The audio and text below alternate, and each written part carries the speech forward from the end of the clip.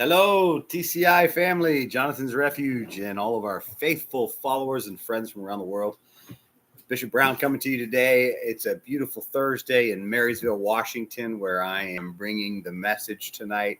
For those here at the service, if you're in Marysville and you're looking, it's Thursday nights. It's a house fellowship that we have in Marysville.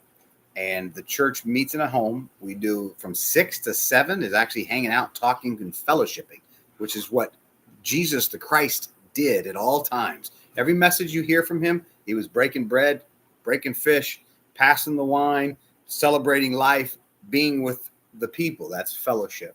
And so that's what church is. It's fellowship. So we hang out for an hour together, and then I deliver usually a 15 to 20 minute message.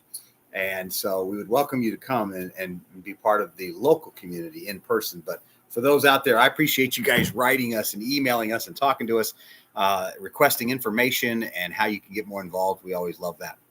Last week, we've been discussing mindset. How do we get a mindset? Everyone keeps asking, right? Hey, Ref, you've got an amazing beard. How did you get it? Well, it didn't just go poof. It just popped up. No, you gotta grow it, and then you gotta groom it, and you gotta cut, and then you gotta use special oils, and then you gotta work that thing. And if you're not careful, you'll get split and rocks, all kinds of crazy. You gotta take care of it. You got to work hard at grooming that beard. Doing your hair is the same way, and getting a mindset is the same thing. Here's what people want to do. They want me to do this. They want me to actually say, hey, read this book, whatever the book is. Good book, by the way. The Essential Wooden by John Wooden, his life's leadership lessons. But read this book and you will master the mindset. Doesn't work that way. Come hang out with Jonathan Brown exclusively at a 3-day seminar coming near you. I couldn't even do it back then in 3 days.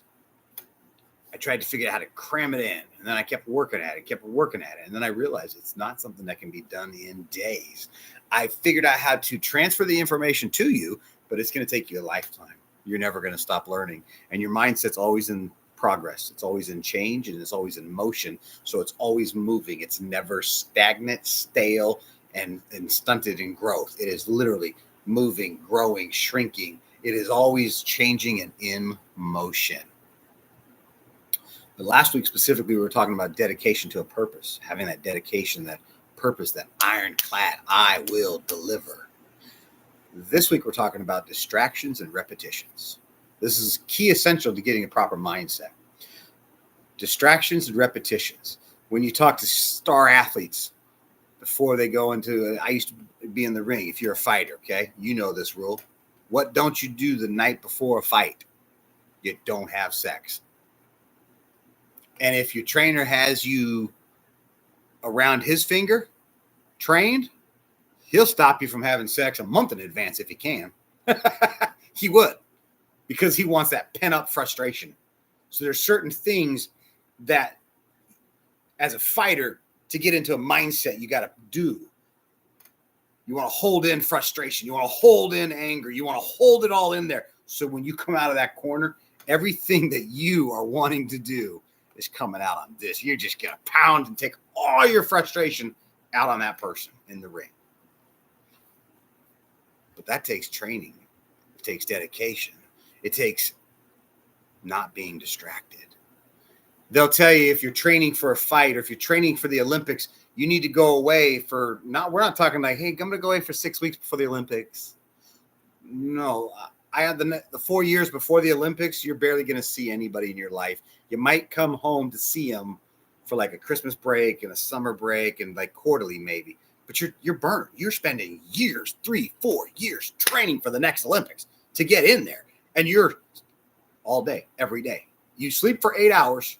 The other 16 is nothing but training. So you can go get gold. So you can go get success. So you can have that marriage, that friendship, whatever it is that you're trying to build this mindset around. You can't allow distractions. You have to put these blinders on. You have to say, and the blinders Oh, it's my friends, it's my sister, it's my dog, it's my daughter, it's my son. All BS. It's you and you alone. You and you alone are the distraction.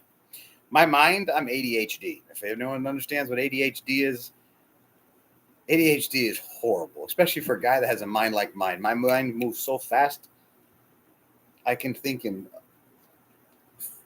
If you tell me someone's coming through the door right now, I will lay out 50 options, pick which one I think it's going to be. And then in one split second, I see 50 other options. And then I can, in one split second, pick another option.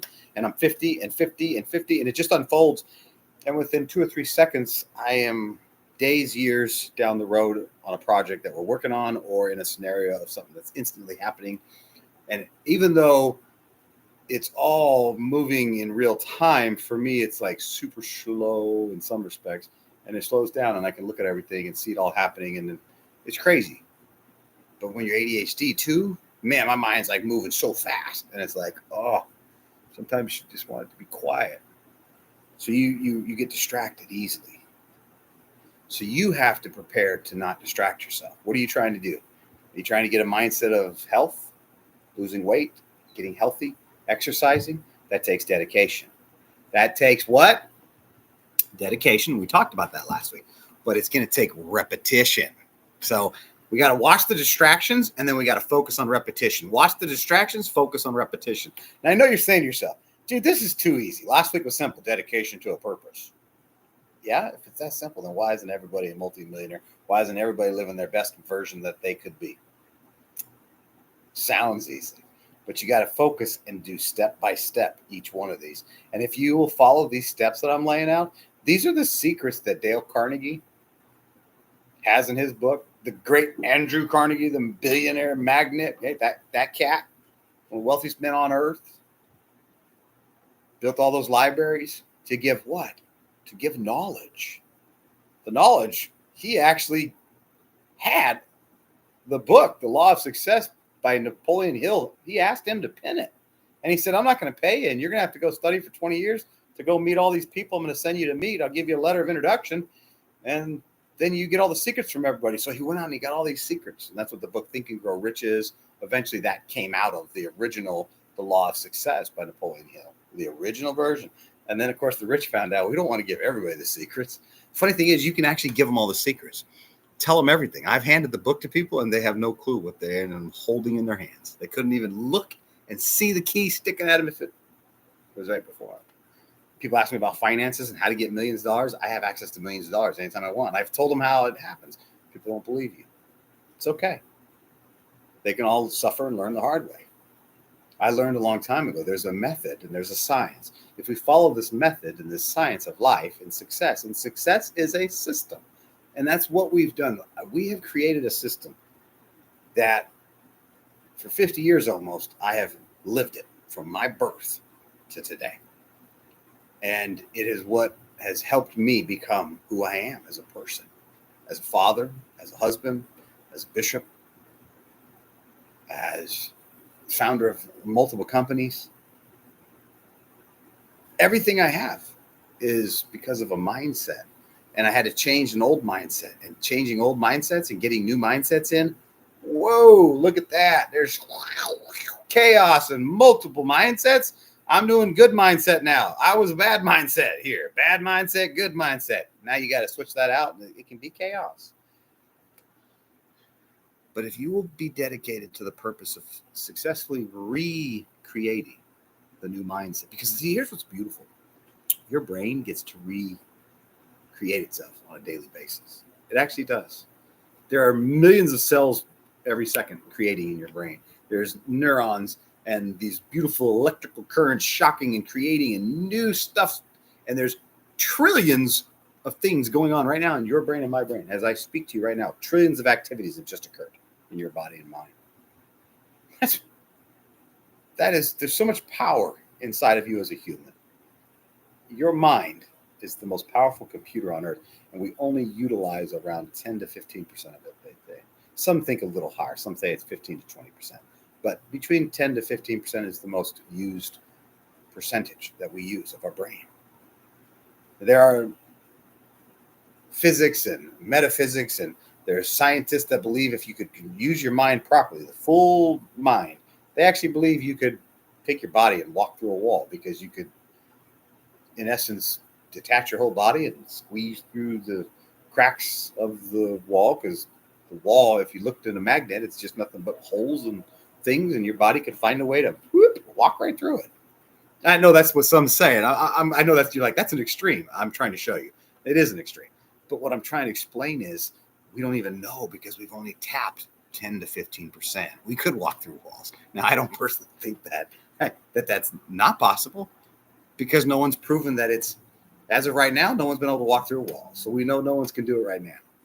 But I'll say it's possible because why not? Why can't it be?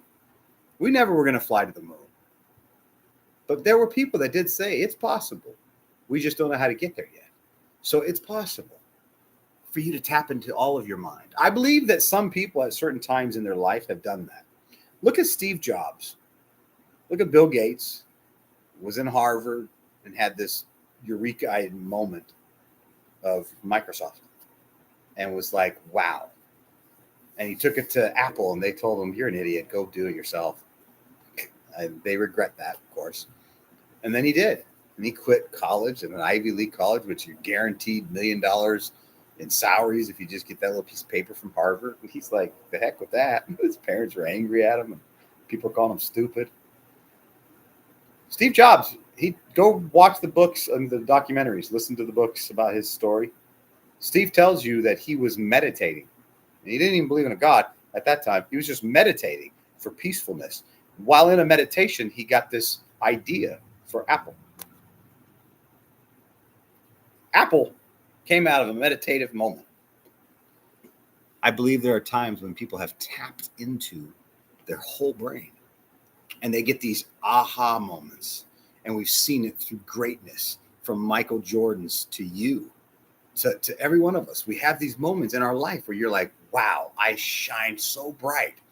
And that's because I believe we're tapping into inner power that's there, that you all have the right to touch. It's your power. Tap into it. Change your mindset. It has to shift. And a shift is not easy. To make a shift from eating fast food to cooking your food in all meals, super hard. But once I did, a lot of the bad fat got off quick. Cut out any drive-through restaurant. If it's a drive-through, you don't eat it anymore. Just doing that makes you have to carry around some apples, bananas or something so you can have something just to eat. Because, I mean, you go to the corner store, you can walk in and get bananas at 7-Eleven. You can get an apple at 7-Eleven. Don't tell me you can't eat healthy. If you change your mindset, you can figure it out. And you'll never have a problem if you get that mindset. But to do that, you got to focus on not letting things distract you. So what's my mindset? I want to get a girl. I want to get married. I want to get a boy. I want to get married to some beautiful, handsome man or some beautiful woman. Okay, whatever it is. Don't allow yourself to get distracted. I have people tell me all the time, hey, Rev, I want to become successful like you. I want to own a business. I ask them, what kind of business? They tell me. I say, wonderful. I kind of explain what it would take to do it. Some of them go, that's exactly what I was told too. And I say, wonderful. So that's your next step. Yep. And then all of a sudden, 3 or 4 or 5 weeks go by and I don't see anything happen. And then I see them and I talk to them and say, so let me ask you a question. What have you done towards that dream? Oh, it's there, man. I'm just working on it. What's there? What have you done? What work have you done? Well, I don't have any money for the project yet. Oh, that doesn't mean you can't be working. There's research up the wazoo. When you build a new business or start a new thing, you're going to have to do a ton of research. You're going to have to do sometimes beta tests. There's all kinds of things you got to do before you even get a corporation incorporated. Have you figured any of that out? Do you even know what you're going to incorporate? Are you going to an LLC or a traditional Inc? Are you going to do a 501c3? And there's all kinds of nonprofit statuses depending on what you're doing, charity, fundraisers. Are you going for a limited partnership, LPs? There's all kinds of stuff you can do. You need to figure. Well, he's like, I don't even know what that means. That's what I'm talking about. So if you want to be successful, you need to go figure out. Remember, I told you this was step 1. You need to figure out, what am I going to do? So men and women doing what I want to do, what do they do? So you go research it. So you go around and talk to people. If they're car salesmen, you ask them, how did you start your business? You do some research on Google. You YouTube it. Everything's on YouTube nowadays. You can see how and what it takes. And you can incorporate a company with $500-600 in your pocket tomorrow morning. you don't even know what to start with. So you need to do all that research. In doing that, you're going to start acquiring knowledge and tools. And if you realize that your free time shouldn't be, see, if I'm trying to start a business or find a girl or whatever it is, my focus is on that area. So let's say it's building a business. I'm in the mental health business in one of my companies.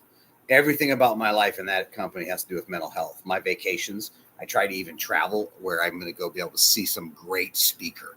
So I want to see some psychologist or a specific therapist who's had some great success with a new kind of therapy, or they've relooked at ways that we have done therapy and found new ways to do it.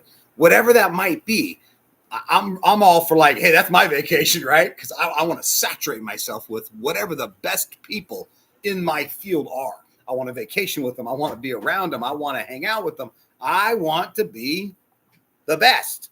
So I need to be, in essence, immersed in what I'm doing. And that's not easy. I have a lot of family. I'd love to go and travel and see all my family, but that's not my priority. My priority is not to go see family.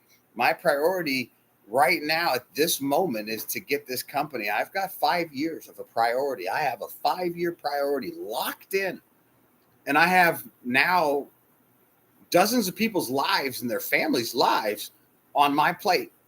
And those 5 years are locked up for my wife's future, for my future, for my company's future, from the firm's future, for all of their employees, for all of the families of the employees, for the kids and the grandkids. So I got those blinders on. I'm focused. 5 years from now, my focus is going to change. 5 years from now, all of the leads will be in place in certain organizations I have. And all those leads will be then trained over the next 5 years and in those positions. And I can relax, step back and readjust my course. And I can take and say, I want a few distractions.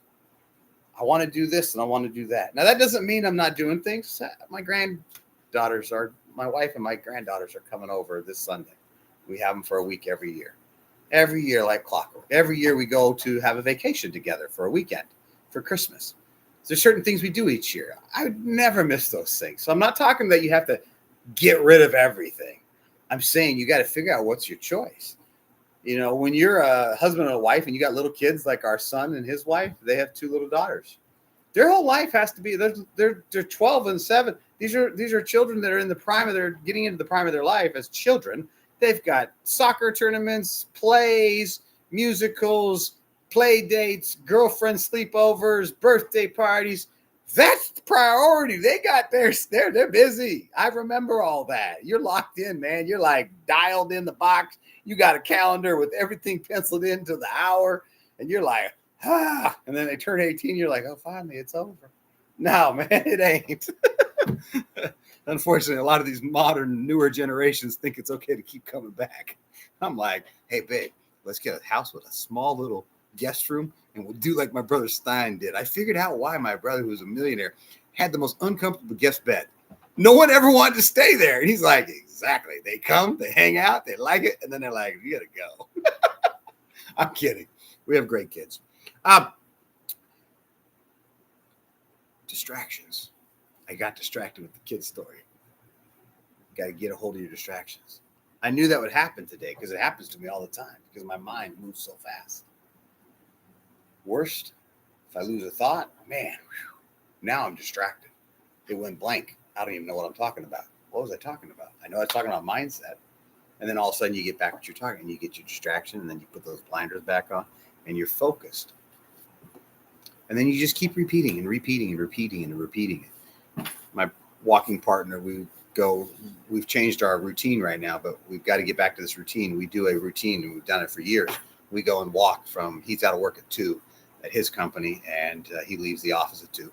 And so we can hook up usually 3, sometimes 2:30, 3:30 latest usually. And we go do this 3-4 mile walk. Sometimes it's 3 and sometimes it's 4, depending on our time frame, but 3 to 4 miles every day. We try to do this walk Monday through Friday. Repetition. It's nothing. I can go walk 3-4 miles. It's nothing. I take people sometimes and I go and walk and I'm like, what is wrong with you, man? And they're like, it's like 1 mile. We've walked 1 mile. And I'm like, are you kidding me?